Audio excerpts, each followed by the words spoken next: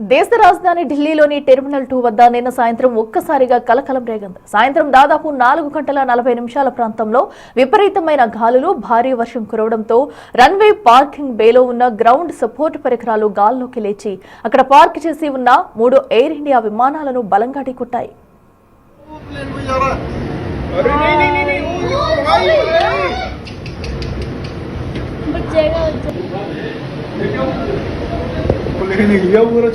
ఈ ఊహించని ప్రమాదంతో ఆ 3 విమానాలు తీవ్రంగా దెబ్బతిన్నాయి. దీంతో అప్రమత్తమైన ఎయిర్ ఇండియా యాజమాన్యం ఆ 3 విమానాల సర్వీసులను తక్షణమే నిలిపివేసింది.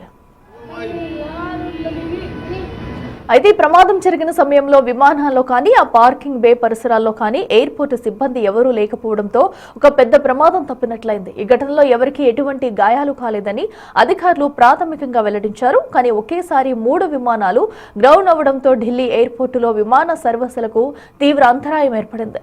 షెడ్యూల్ ప్రకారం జరగాల్సిన సర్వీసులు ఆలస్యం కావడంతో ప్రయాణికులు తీవ్ర ఇబ్బందులు పడ్డారు.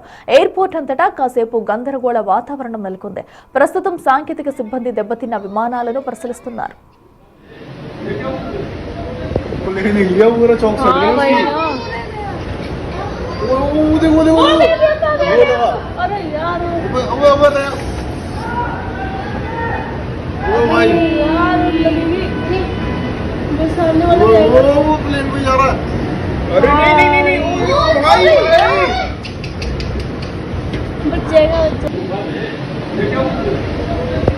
लिया पूरा चौक सड़ गया।